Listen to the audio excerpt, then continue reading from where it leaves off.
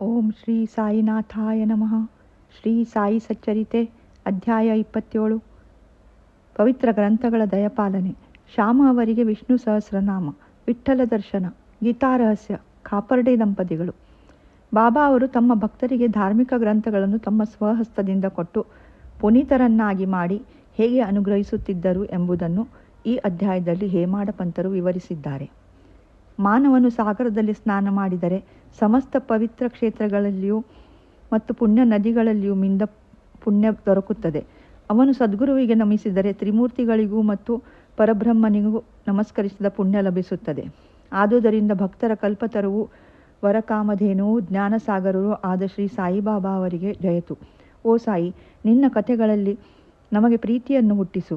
ಚಾತಕ ಪಕ್ಷಿಯು ಮಳೆ ನೀರನ್ನು ಕುಡಿದು ಸಂತೋಷ ಪಡುವಂತೆ ವಾಚಕರು ಮತ್ತು ಶ್ರವಣ ಮಾಡುವವರು ನಿನ್ನ ಕಥೆಗಳನ್ನು ಸಹ ಅದೇ ಥರದ ರುಚಿಯಿಂದ ಆಸ್ವಾದಿಸುವಂತಾಗಲಿ. ನಿನ್ನ ಲೀಲೆಗಳನ್ನು ಕೇಳುತ್ತಾ ಅವರ ಶರೀರವು ಬೆವರಲಿ, ನಯನಗಳಿಂದ ಆನಂದ ಭಾಷ್ಮ ಹರಿಯಲಿ, ಪ್ರಾಣಗಳು ನಿಶ್ಚಲವಾಗಲಿ, ಮನಸ್ಸು ಶಾಂತಿ ಪಡೆಯಲಿ. ಅವರು ರೋಮಾಂಚಿತರಾಗಿ ಶೋಕಿಸಿ ರೋಧಿಸಲಿ, ಚಿಕ್ಕದು ದೊಡ್ಡದು ಎಂಬ ಭೇದ ಭಾವ ತೊಲಗಲಿ. ಈ ರೀತಿ ಅವರು ಮತ್ತು ಅವರ ಕುಟುಂಬವು ಸಾತ್ವಿಕ ಪ್ರೇರೇಪಣೆಯನ್ನು ಹೊಂದುವಂತಾಗಲಿ. ಇವು ಲಭಿಸಿದ್ದಾದರೆ ಅವರಿಗೆ ಗುರುವಿನ ಕೃಪಕಟಾಕ್ಷ ಲಭಿಸಿತೆಂದೇ ಅರ್ಥ. ಈ ಥರದ ಅನುಕಂಪವು ನಿಮ್ಮಲ್ಲಿ ಉಂಟಾದಾಗ ಗುರುವು ಮೆಚ್ಚಿ ನಿಮ್ಮ ಗುರಿಯಾದ ಸಾಕ್ಷಾತ್ಕಾರದತ್ತ ನಿಮ್ಮನ್ನು ಒಯ್ಯುವನು. ಬಾಬಾ ಅವರಿಗೆ ಸಂಪೂರ್ಣ ಶರಣಾಗತಿ ಹೊಂದುವುದೇ ಮಾಯೆ ಎಂಬ ಬಂಧನದಿಂದ ಮುಕ್ತರಾಗಲು ಒಳ್ಳೆಯ ದಾರಿ. ಇದು ವೇದಗಳಿಂದ ಸಾಧ್ಯವಿಲ್ಲ, ಸದ್ಗುರುವಿನಿಂದ ಮಾತ್ರ ಸಾಧ್ಯ. ಪವಿತ್ರ ಗ್ರಂಥಗಳ ದಯಪಾಲನೆ. ಸಾಯಿಬಾಬಾ ವಿವಿಧ ರೂಪಗಳಲ್ಲಿ ಉಪದೇಶಗಳನ್ನು ಹೇಗೆ ನೀಡುತ್ತಿದ್ದರು ಎಂಬುದನ್ನು ಈಗಾಗಲೇ ವಿವರಿಸಿದ್ದೇನೆ. ಈಗ ಅದರಲ್ಲಿ ಒಂದು ಮುಖ್ಯ ರೀತಿಯನ್ನು ನೋಡೋಣ. ಭಕ್ತರು ತಾವು ಪಠಿಸಲಿಚ್ಛಿಸಿದ ಗ್ರಂಥಗಳನ್ನು ಬಾಬಾರವರ ಕೈಗಿತ್ತು ಅವು ಅವರಿಂದ ಸ್ಪರ್ಶಿಸಲ್ಪಟ್ಟು ಪವಿತ್ರವಾದ ನಂತರ ಅವುಗಳನ್ನು ಓದುವ ವಾಡಿಕೆ ಇತ್ತು. ಆ ಗ್ರಂಥಗಳನ್ನು ಪಠಿಸುವಾಗ ಬಾಬಾ ಸ್ವತಃ ತಮ್ಮೊಡನೆ ಇರುತ್ತಾರೆಂದು ಭಕ್ತರ ಭಾವನೆ. ಒಂದು ಸಾರೆ ಕಾಕಾ ಮಹಾಜನಿಯವರು ಏಕನಾಥ್ ವಿರಾಚಿತ ಭಾಗವತ ಗ್ರಂಥದೊಡನೆ ಶಿರಡಿಗೆ ಬಂದರು. ಶ್ಯಾಮ ಅವರು ಈ ಗ್ರಂಥವನ್ನು ಓದಲು ಬಯಸಿ ಅದನ್ನು ಎರವಲಾಗಿ ಪಡೆದು ಬಾಬಾ ಅವರಲ್ಲಿಗೆ ತಂದರು. ಆಗ ಬಾಬಾ ಅವರು ಅದನ್ನು ತೆಗೆದುಕೊಂಡು ಸ್ವಲ್ಪ ಪುಟಗಳನ್ನು ತಿರುವಿ ಹಾಕಿ, ಇದನ್ನು ನೀನೇ ಇಟ್ಟುಕೋ ಎಂದರು. ಅದಕ್ಕೆ ಶ್ಯಾಮ ಅವರು ಅದು ತಮ್ಮದಲ್ಲವೆಂದು ಕಾಕಾ ಅವರಿಗೆ ಅದನ್ನು ಪುನಃ ಕೊಡಬೇಕೆಂದು ತಿಳಿಸಿದರು. ಆಗ ಬಾಬಾ ಅವರು, ಬೇಡ ಬೇಡ, ನಿನಗೆ ಕೊಟ್ಟಿದ್ದೇನೆ, ಅದನ್ನು ಭದ್ರವಾಗಿ ಕಾಪಾಡು, ನೀನೇ ಇಟ್ಟುಕೋ, ಅದರಿಂದ ನಿನಗೆ ಪ್ರಯೋಜನವಿದೆ ಎಂದರು. ಈ ರೀತಿ ಬಾಬಾ ಅವರು ಶ್ಯಾಮ್ ಅವರಿಗೆ ಅನೇಕ ಗ್ರಂಥಗಳನ್ನು ದಯಪಾಲಿಸಿದ್ದರು. ಕೆಲವು ದಿನಗಳ ನಂತರ ಕಾಕಾ ಮಹಾಜನಿಯವರು ಏಕನಾಥ್ ಭಾಗವತದ ಮತ್ತೊಂದು ಪ್ರತಿಯನ್ನು ತಂದು ಬಾಬಾ ಅವರ ಕೈಗಿತ್ತರು. ಆಗ ಬಾಬಾ ಅವರು ಅದನ್ನು ಸ್ಪರ್ಶಿಸಿ, ಇದನ್ನು ಕಾಪಾಡು ಎಂದು ಹೇಳಿ ಹಿಂತಿರುಗಿಸಿದರು.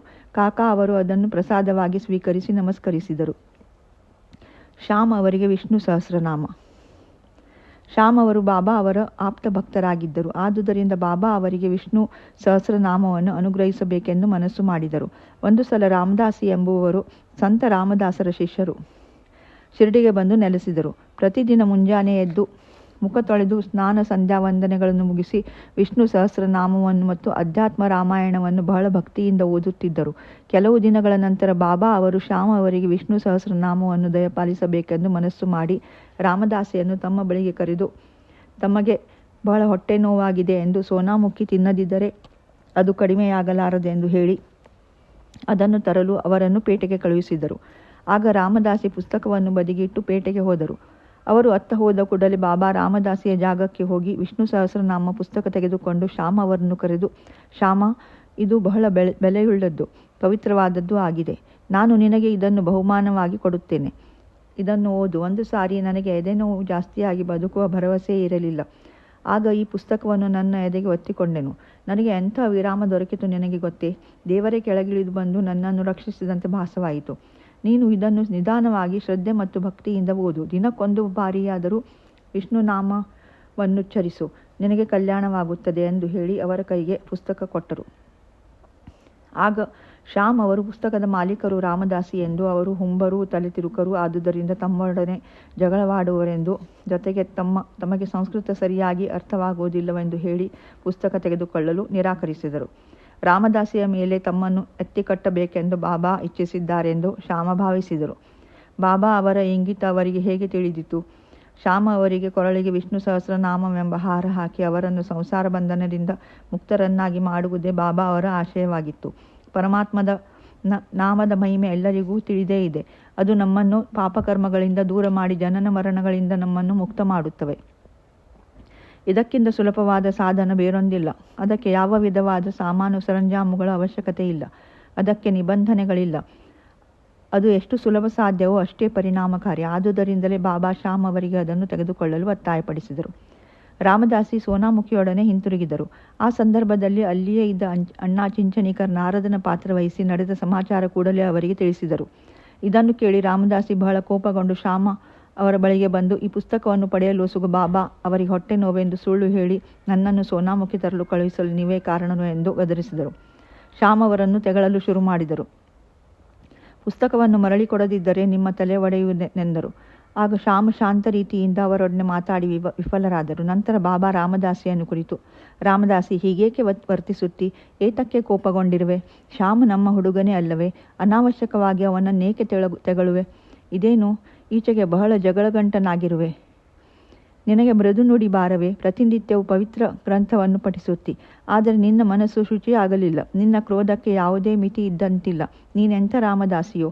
ಸಕಲ ವಸ್ತುಗಳಲ್ಲಿಯೂ ವಿರಕ್ತಿಯನ್ನು ತೋರಿಸಬೇಕು. ನಿಜವಾದ ರಾಮದಾಸಿಗೆ ಮಮತೆ ಇರುವುದಿಲ್ಲ.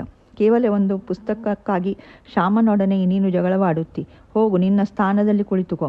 ಹಣದಿಂದ ಎಷ್ಟಾದರೂ ಪುಸ್ತಕ ಕೊಳ್ಳಬಹುದು. ಜನರನ್ನು ಕೊಳ್ಳಲು ಸಾಧ್ಯವೇ? ಸರಿಯಾಗಿ ಯೋಚಿಸಿ ನೋಡು, ವಿವೇಕಶಾಲಿಯಾಗು. ಈ ಪುಸ್ತಕದ ಬೆಲೆ ಏನು? ಶ್ಯಾಮನು ಇದಕ್ಕೆ ಸಂಬಂಧಪಟ್ಟವನಲ್ಲ. ನಾನೇ ಆ ಪುಸ್ತಕವನ್ನು ಅವನಿಗೆ ಕೊಟ್ಟೆನು.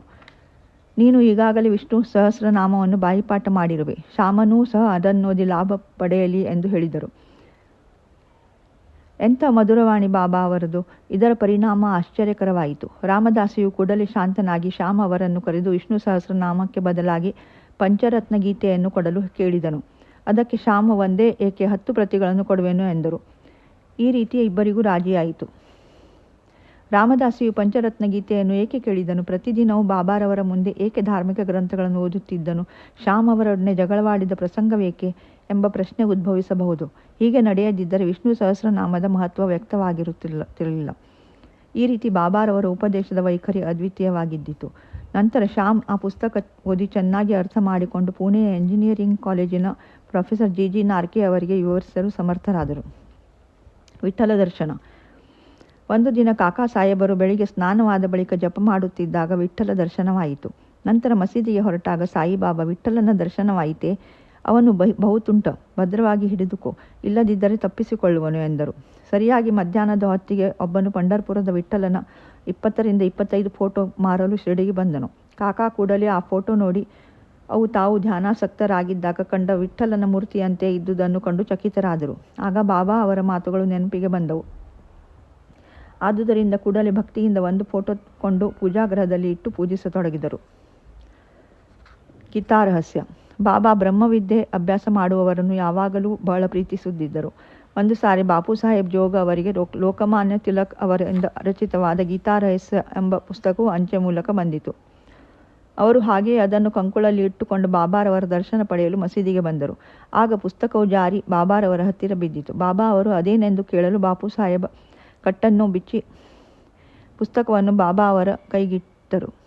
ಆಗ ಬಾಬಾ ತಮ್ಮ ಕಿಸೆಯಿಂದ 1 ರೂಪಾಯಿಯನ್ನು ತೆಗೆದು ಆ ಪುಸ್ತಕದ ಮೇಲಿಟ್ಟು ಅದನ್ನು ಅವರಿಗೆ ಕೊಟ್ಟು, ಇದನ್ನು ಪೂರ್ತಿಯಾಗಿ ಓದು, ನಿನಗೆ ಒಳ್ಳೆಯದಾಗುತ್ತದೆ ಎಂದರು. ಕಾಪರ್ಡೆ ದಂಪತಿಗಳು. ಕಾಪರ್ಡೆಯವರ ವಿಚಾರವನ್ನು ಸ್ವಲ್ಪ ಹೇಳಿ ಈ ಅಧ್ಯಾಯವನ್ನು ಮುಗಿಸೋಣ.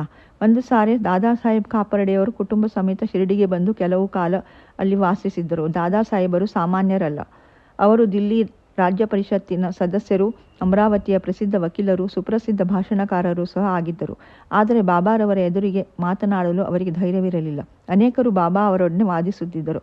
ಆದರೆ ಕಾಪರ್ಡೆ, ನೂಲ್ಕರ್, ಬೂಟಿ ಇವರು ಮಾತ್ರ ಮೌನದಿಂದ ಇರುತ್ತಿದ್ದರು. ಅವರು ಸೌಮ್ಯವಾಗಿಯೂ ವಿನಯಸಂಪನ್ನರಾಗಿಯೂ ಇದ್ದರು. ಪಂಚದಶಿ, ವಿದ್ಯಾರಣ್ಯರಿಂದ ರಚಿತವಾದ ವೇದಾಂತದ ತಿರುಳು ಅನ್ನು ಸ್ಪಷ್ಟವಾಗಿ ವಿವರಿಸಬಲ್ಲವರಾದ ದಾದಾ ಸಾಹೇಬ್ ಬಾಬಾರವರ ಎದುರು ಒಂದು ಮಾತೂ ಸಹ ಆಡುತ್ತಿರಲಿಲ್ಲ. ಮಾನವನು ಎಷ್ಟೇ ವಿದ್ವಾಂಸನಾಗಿದ್ದರೂ ಬ್ರಹ್ಮಜ್ಞಾನ ಪಡೆದವನ ಸರಿಸಮಾನ ನಿಲ್ಲಲಾರನು. ಪಾಂಡಿತ್ಯವು ಬ್ರಹ್ಮಜ್ಞಾನದ ಎದುರು ಪ್ರಕಾಶಿಸಲಾರದು. ದಾದಾ ಸಾಹೇಬ್ 4 ತಿಂಗಳು, ಶ್ರೀಮತಿ ಕಾಪರ್ಡೆ 7 ತಿಂಗಳು ಶಿರಡಿಯಲ್ಲಿ ತಂಗಿದ್ದರು. ಶ್ರೀಮತಿ ಕಾಪರ್ಡೆಯವರು ನಿಶ್ಚಲವಾದ ಭಕ್ತಿಯುತರಾಗಿದ್ದು ಬಾಬಾ ಅವರನ್ನು ಅತಿಶಯವಾಗಿ ಪ್ರೀತಿಸುತ್ತಿದ್ದರು. ಪ್ರತಿನಿತ್ಯ ತಾವೇ ಸ್ವತಃ ಬಾಬಾ ಅವರಿಗೆ ನೈವೇದ್ಯ ತಂದು ಅರ್ಪಿಸಿ ಅವರು ಊಟ ಮಾಡಿದ ನಂತರವೇ ತಾವು ಊಟ ಮಾಡುತ್ತಿದ್ದರು. ಅವರ ನಿಶ್ಚಲವಾದ ಭಕ್ತಿಯನ್ನು ಕೂಡ ಬಾಬಾ ಇದನ್ನು ಇತರರಿಗೂ ತೋರಿಸಬೇಕೆಂದು ಮನಸ್ಸು ಮಾಡಿದರು. ಒಂದು ದಿನ ಶ್ರೀಮತಿಯವರು ಪೂರಿ, ಪಲ್ಯ, ಅನ್ನ, ಸಾರು ಮುಂತಾದವುಗಳನ್ನು ಮಸೀದಿಗೆ ತಂದರು. ಬಾಬಾ ಬಹಳ ಹೊತ್ತು ಕಾಯುತ್ತಿದ್ದು ಇವರು ಬಂದ ಕೂಡಲೇ ಊಟ ಮಾಡಲು ಕುಳಿತು ಅವರು ತಂದ ಪದಾರ್ಥ ತಿನ್ನಲು ಆರಂಭಿಸಿದರು. ಆಗ ಶ್ಯಾಮ, ದೇವಾ, ಈ ಭೇದವೇಕೆ? ಇತರರು ತಂದ ನೈವೇದ್ಯವನ್ನು ಕಣ್ಣೆತ್ತಿಯೂ ಸಹ ನೋಡದೆ ಶ್ರೀಮತಿ ಖಾಪರ್ಡೆಯವರು ತಂದ ಆಹಾರವನ್ನು ಮಾತ್ರ ಸ್ವೀಕರಿಸುತ್ತಿದ್ದೀರಿ. ಇದು ನ್ಯಾಯವೇ ಹೇಳಿ ಎಂದು ಕೇಳಿದರು. ಆಗ ಬಾಬಾ, ಇದು ನಿಜವಾಗಿಯೂ ವಿಶೇಷವಾದ ಅಡಿಗೆ. ಈ ಮಹಿಳೆಯು ಮೊದಲು ಒಬ್ಬ ವರ್ತಕನ ಹಸುವಾಗಿ ಬಹಳ ಕಾಲ ಹಾಲು ಕೊಡುತ್ತಿದ್ದಳು. ನಂತರ ತೋಟಗಾರನ ವಂಶದಲ್ಲಿಯೂ ಕ್ಷತ್ರಿಯ ಕುಲದಲ್ಲಿಯೂ ಹುಟ್ಟಿ ವರ್ತಕರನ್ನು ಮದುವೆ ಆದಳು. ನಂತರ ಬ್ರಾಹ್ಮಣ ಕುಲದಲ್ಲಿ ಹುಟ್ಟಿದಳು. ಇವಳನ್ನು ಬಹಳ ಕಾಲದ ನಂತರ ನೋಡುತ್ತಿದ್ದೇನೆ. ಆದುದರಿಂದ ಅವಳ ಪ್ರೀತಿಯ 2 ತುತ್ತುಗಳನ್ನು ಸ್ವೀಕರಿಸುತ್ತಿದ್ದೇನೆ ಎಂಬುದಾಗಿ ವಿವರಿಸಿದರು. ಹೀಗೆ ಹೇಳಿ ಊಟ ಮುಗಿಸಿ ತೃಪ್ತಿಯಿಂದ ಆಸನದಲ್ಲಿ ಬಂದು ಕುಳಿತರು. ಆಮೇಲೆ ಶ್ರೀಮತಿ ಖಾಪರ್ಡೆ ಬಾಬಾ ಅವರ ಪಾದ ಸಂವಾದನ ಮಾಡುತ್ತಾ ಕುಳಿತರು. ಇದನ್ನು ನೋಡಿ ಶ್ಯಾಮ, ಸೇವೆ ಚೆನ್ನಾಗಿ ನಡೆಯುತ್ತಿದೆ. ದೇವರು ಮತ್ತು ಭಕ್ತರು ಒಬ್ಬರಿಗೊಬ್ಬರು ಅನ್ಯೋನ್ಯವಾಗಿ ಸೇವೆ ಮಾಡುತ್ತಿರುವ ಈ ದೃಶ್ಯವೇ ರಮ್ಯ, ಅದ್ಭುತವಾದದು ಎಂದರು. ಅವರ ನಿಸ್ಪೃಹ ಸೇವೆಯನ್ನು ಸ್ವೀಕರಿಸಿದ ಬಾಬಾ ತಾಯಿಯವರನ್ನು ಕುರಿತು ಮೃದುವಾಗಿ, ರಾಜಾರಾಮ್, ರಾಜಾರಾಮ್ ಎಂದು ನುಡಿದರೆ ಸಾಕು, ನಿಮ್ಮ ಕಷ್ಟಗಳೆಲ್ಲವೂ ದೂರವಾಗುತ್ತವೆ ಎಂದು ಹೇಳಿದರು. ಧಾರ್ಮಿಕ ವಿಚಾರಗಳ ಅನುಭವ ಇಲ್ಲದವರಿಗೆ ಇದು ಸಾಮಾನ್ಯವಾಗಿ ಕಾಣಬಹುದು. ಆದರೆ ನಿಜವಾಗಿಯೂ ಹಾಗಲ್ಲ. ಇದೇ ಅಮೂಲ್ಯವಾದ ಶಕ್ತಿಪಾತ. ಅಂದರೆ ಗುರುವು ಶಿಷ್ಯನೇ ತನ್ನ ಶಕ್ತಿಯನ್ನು ವರ್ಗಾಯಿಸುವುದು. ಬಾಬಾರವರ ವಾಕ್ಯಗಳು ಎಂಥ ಪರಿಣಾಮಕಾರಿ! ಒಂದೇ ಕ್ಷಣದಲ್ಲಿ ಅವು ಖಾಪರ್ಡೆ ತಾಯಿಯ ಹೃದಯದಲ್ಲಿ ನೆಲೆಸಿದವು. ಈ ಕಥೆ ಗುರುವಿಗೂ ಶಿಷ್ಯನಿಗೂ ಇರಬೇಕಾದ ಸಂಬಂಧ ವಿವರಿಸುತ್ತದೆ. ಶ್ರೀ ಸದ್ಗುರು ಸಾಯಿನಾಥ ಅರ್ಪಣಮಸ್ತು. ಶುಭಂ ಭವತು. ಶ್ರೀ ಸಾಯಿ ಪ್ರಣಾಮ್.